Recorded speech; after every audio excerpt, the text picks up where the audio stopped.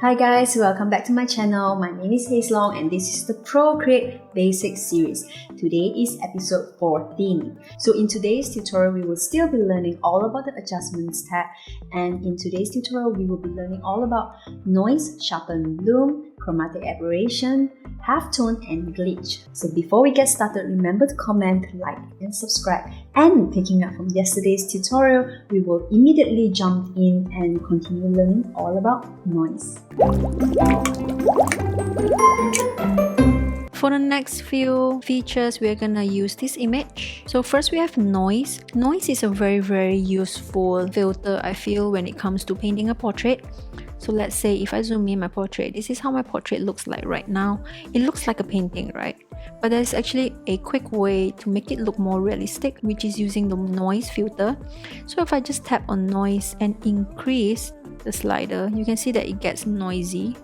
But if I increase like just a little bit, it automatically gets more realistic, and it's such a cheat way to do this, really. Let me just show you what this does. Look at here, there's a few options. So if you scale it, it'll get bigger. So sometimes you use this if you are trying to retouch a photo and you put in something that you painted into the photo but you want it to look like the photo.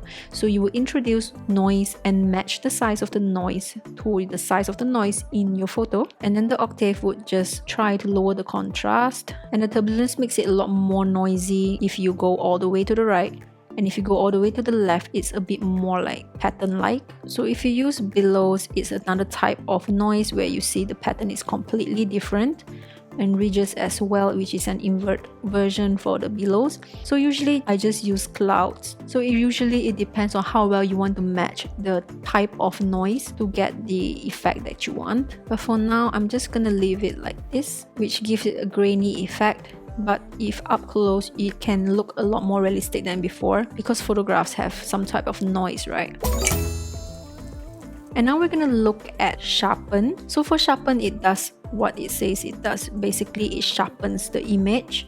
So usually you will use this if your image is very low quality or if it's blur, but it's a very simple one slider kind of adjustment where you can just slide and then you can see the effect immediately. Let me show you. Okay, the eyes are usually blur, so you can see how instantly it got like so much sharper, and it gives like a outline to your highlights almost. So if I remove it, you can see that it's not as sharp and there's no more outlines around the highlights. So if I just push it up, and instantly there's all these outlines around your highlights just to make it look a lot sharper. So especially if you look at the lips, it looks a lot more glossy. So you can use this when it comes to doing your lip highlights, and you can add a certain dimension to your painting, but you shouldn't overdo it. Like just a little bit goes a long way. This is nothing.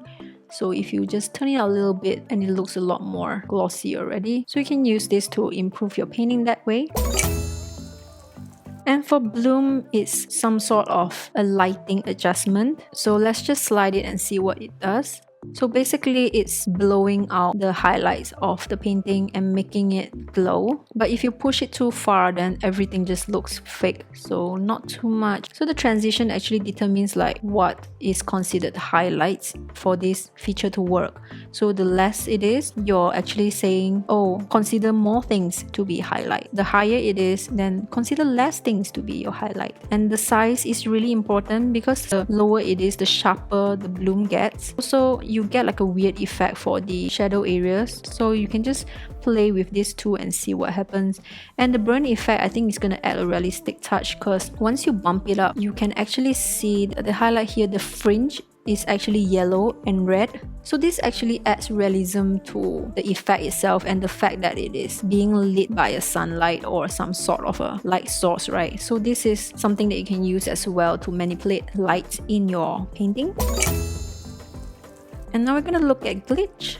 So let's just slide it to the right and see what happens. So this actually creates like a pixelated effect. And here we have a couple of options here. So if you tap on artifact, it's just squares. If you tap on wave, then it becomes a wave. And then signal, it gets like lost in signal when it comes to broadcasting almost.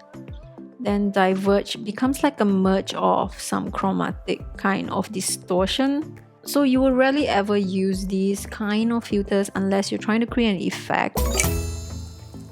And now halftone. Halftone is just like a quick, easy way for you to get like halftone artwork. If I drag all the way right, it gets really, really big. But if I want it to be more realistic, like it's printed maybe this size, so if you zoom in, you can see that it's completely covering her face already.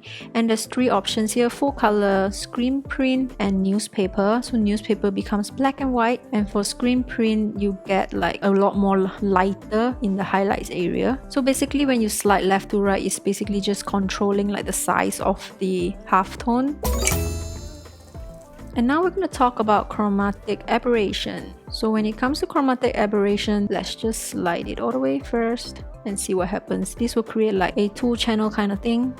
And if you drag the slider around, you actually move the chromatic slider around. So I think this works very well if you are trying to create pop art and you're going to layer a lot of these kind of layers on top to create some kind of effect. Like, this is so cool, seriously. Like, if I look at the light here, it's really cool, but once I look at the eyebrows, I'm like thinking, oh my god, what's happening? But if I move it to the left, and I can see that here is cropped out, and I don't like that at all. And this is also cropped out, and I don't like that at all as well. And no matter how I move, it's still the same. Some part is always cropped out.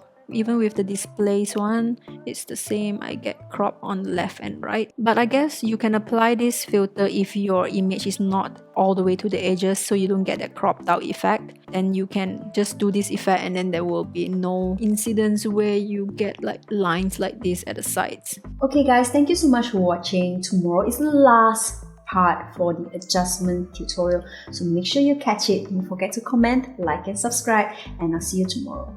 Bye.